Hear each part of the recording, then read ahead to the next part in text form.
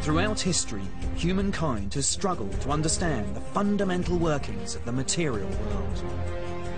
We've endeavoured to discover the rules and patterns that determine the qualities of the objects that surround us, and their complex relationship to us and each other. Over thousands of years, societies all over the world have found that one discipline above all others yields certain knowledge about the underlying realities of the physical world. That discipline is mathematics. I'm Marcus de Sotoy, and I'm a mathematician. I see myself as a pattern searcher, hunting down the hidden structures that lie behind the apparent chaos and complexity of the world around us. In my search for pattern and order, I draw upon the work of the great mathematicians who've gone before me, people belonging to cultures across the globe whose innovations created the language the universe is written in. I want to take you on a journey through time and space and track the growth of mathematics from its awakening to the sophisticated subject we know today. Using computer-generated imagery, we'll explore the trailblazing discoveries that allowed the earliest civilizations to understand the world mathematically. This is the story of maths.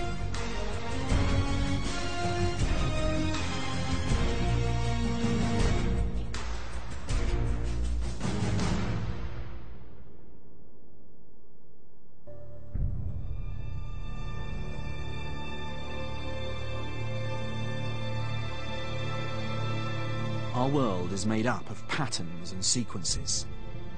They're all around us. Day becomes night. Animals travel across the earth in ever-changing formations. Landscapes are constantly altering.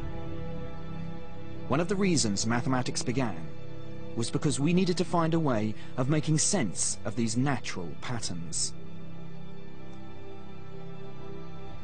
The most basic concepts of maths, space and quantity, are hardwired into our brains.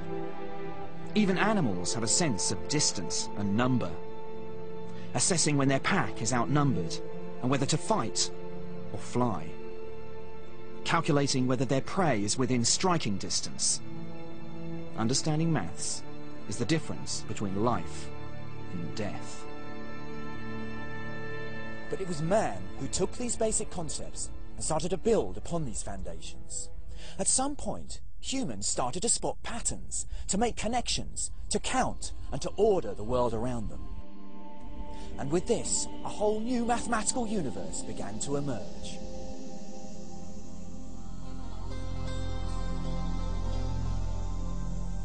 This is the River Nile. It's been the lifeline of Egypt for millennia. I've come here because it's where some of the first signs of mathematics as we know it today emerged. People abandoned nomadic life and began settling here as early as 6000 BC. The conditions were perfect for farming.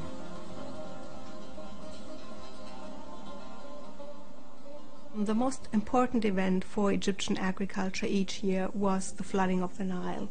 So this was used as a marker to start each new year. Egyptians did record what was going on over periods of time. So in order to establish a calendar like this, you need to count how many days, for example, happened in between lunar phases, or how many days happened in between two floodings of the Nile. Recording the patterns of the seasons was essential not only to their management of the land, but also their religion. The ancient Egyptians who settled on the Nile banks believed it was the river god Hapi who flooded the river each year, and in return for the life-giving water, the citizens offered a portion of the yield as a thanksgiving. As settlements grew larger, it became necessary to find ways to administer them. Areas of land needed to be calculated, crop yields predicted, taxes charged and collated. In short, people needed to count and measure.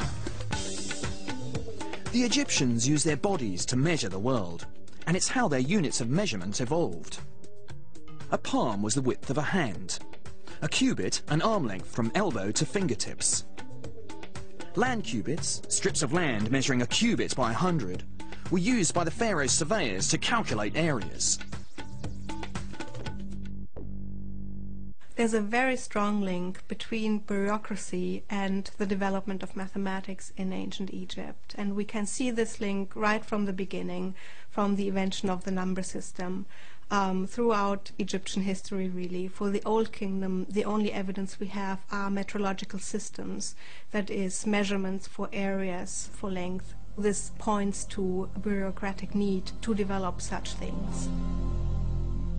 It was vital to know the area of a farmer's land, so he could be taxed accordingly. Or if the Nile robbed him of part of his land, so he could request a rebate.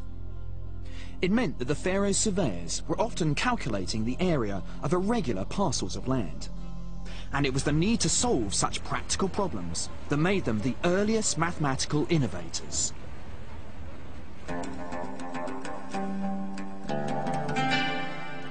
The Egyptians needed some way to record the results of their calculations.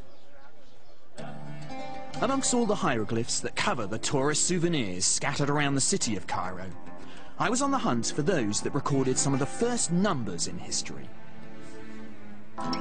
They were difficult to track down. But I did find them in the end. The Egyptians were using a decimal system, motivated by the 10 fingers on our hands. The sign for 1 was a stroke, 10 a heel bone, 100 a coil of rope, and 1,000 a lotus plant. Yeah, how much is this t-shirt? 25. 25? Yes. So that would be 2 knee bones and 5 strokes. Yes. So you're not going to charge me anything up here? Here, 1 million. 1 million? Oh my God. No. Is this 1 million? 1 million. Yeah, that's pretty big. The hieroglyphs are beautiful, but the Egyptian number system was fundamentally flawed. They had no concept of a place value. So 1 stroke could only represent 1 unit, not 100 or 1,000.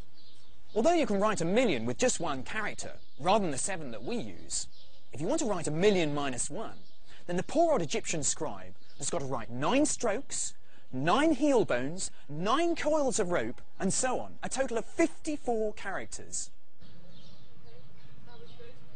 Despite the drawback of this number system, the Egyptians were brilliant problem solvers. We know this because of the few records that have survived. The Egyptian scribes used sheets of papyrus to record their mathematical discoveries. This delicate material